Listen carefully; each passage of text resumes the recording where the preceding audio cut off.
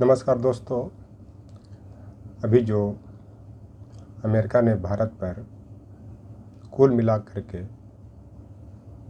भारत की वस्तुओं पर 50% जो टैरिफ लगा दिया है, उसको लेकर के भारत में ही नहीं विश्व में बहुत ज़ोर शोर से चर्चा हो रही है कि आखिर अमेरिका ने ऐसा क्यों किया। क्योंकि अमेरिका के राष्ट्रपति जब ट्रंप पहले टर्म में राष्ट्रपति बने थे तो मोदी जी के साथ गहरी दोस्ती थी। यह दोस्ती चोली दामन का था। जिस तरह से चोली को शरीर के से अलग नहीं किया जा सकता है, उसके बिना शरीर बेडौल लगता है, उसी तरह से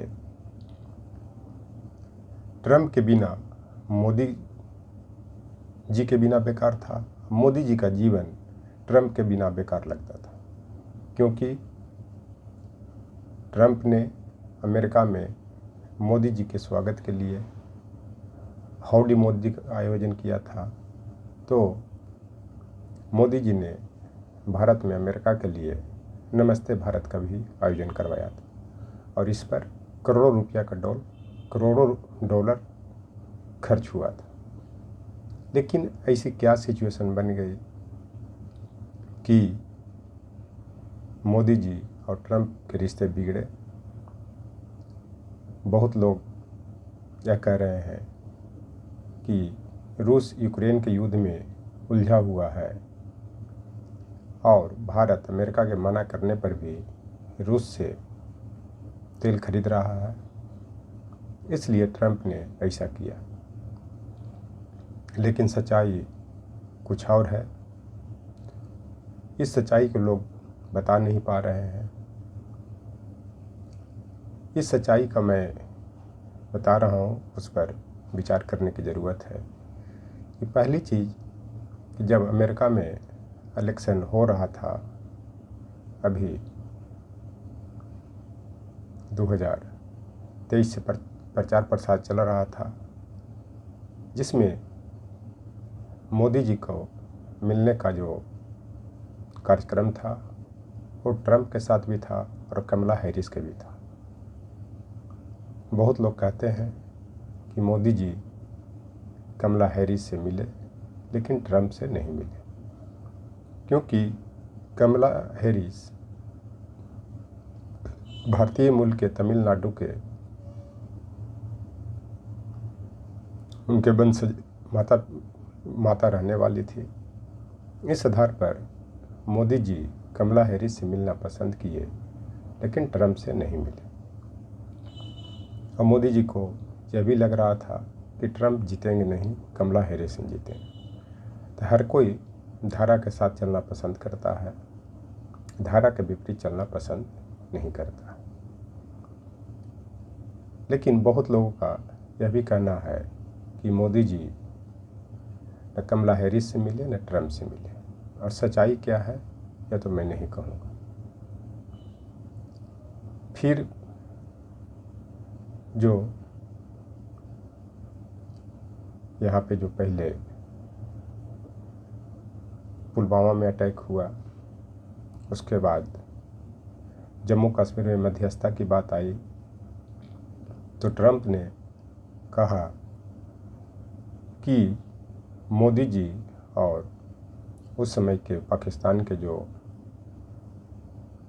प्रधानमंत्री थे, उन्होंने जम्मू कश्मीर की समस्या को सुलझाने के लिए ट्रंप से मध्यस्थता कराना चाह रहे हैं। लेकिन मोदी जी ने इस बात का खंडन किया, जिसके कारण और ट्रंप उगले। फिर अभी कुछ दिन पहले कनाडा में G7 की बैठक हो रही थी। G7 विकसित देशों का एक समूह है, जिसमें भारत और पाकिस्तान एक आमंत्रित सदस्य के रूप में शामिल हुए थे। ट्रंप के निमंत्रण पर आसिम मुनीर गए और ट्रंप G7 सम्मेलन को छोड़ करके पहले ही अमेरिका चले गए थे। उन्होंने ट्रंप ने आसिम मुनीर और मोदी जी दोनों को अमेरिका में इनवाइट किया मिलने के लिए, और वो बार बार यह ट्रंप कह रहे थे कि उन्होंने पाकिस्तान और भारत को धमका करके ऑपरेशन सिंदूर जो भारत के द्वारा पाकिस्तान पर चलाया गया उसको रुकवाया। इस बात की भी भारत की ओर से खंडन किया गया, लेकिन ट्रंप चाहते थे कि आसिम मुनीर और मोदी जी के एक साथ बिठा करके अपनी वाहवाही लूटने के लिए बात करें और ये विश्व में संदेश जाए। उन्होंने आसिम मुनीर और मोदी जी को बुला करके युद्ध रोकवाने का काम किया, लेकिन मोदी जी को यह पसंद नहीं आया, जिसके कारण वे पुनः कनाडा से भारत आ गए, जो ट्रंप को बहुत खराब लगा। तो एक तरह से बारूद का ढेर जमा था, सिर्फ उसमें चिंगारी लगाने की जरूरत थी। सदियों से जो ट्रंप के मन में आग बुझी हुई थी वह फिर सुगबुगाने लगा।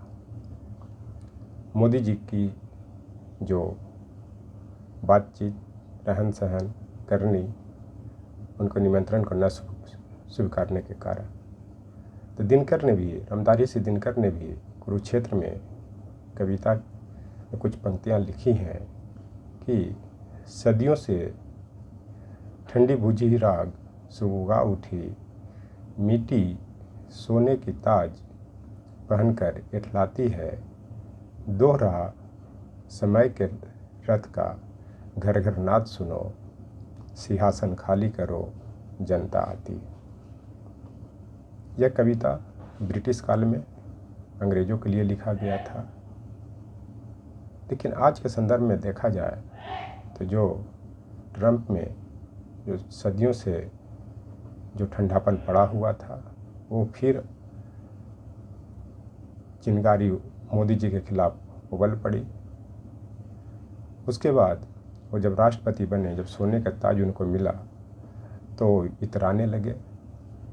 और दोहरा और समय की रत घर घर नाद सुनो का मतलब होता है कि जो मोदी जी रूस और चीन के साथ जो दोस्ती किया उसका सुनाई या जो घर घर नाद हुआ, जो विश्व स्तर पर तेज इसका आवाज़ हुआ कि चीन और भारत जैसे दुश्मन फिर एक हो गए हैं, तो ट्रंप को ये सुनाई नहीं दिया, सहन नहीं हुआ। तो वो चाहते हैं कि मोदी जी सिंहासन खाली करें, क्योंकि टेरिफ का बार, जो टेरिफ का युद्ध भारत पर बहुत ही बुरा असर डालेगा। पंचतंत्र की कहानियों में भी दो भेड़िए की लड़ाई में एक सियार मारा जाता। तो इस तरह से देखा जाए तो रसिया और अमेरिका के रिश्ते के कारण भारत को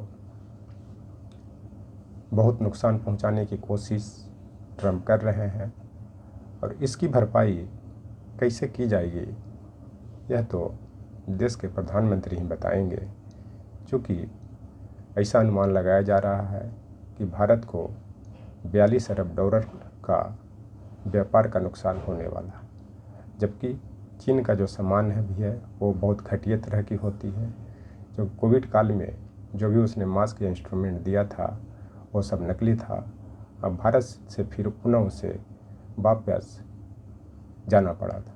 ये चलते ये टेरिफ बार को कैसे मुकाबला करेगी भारत सरकार, ये देखने की ज़रूरत है। थैंक्स।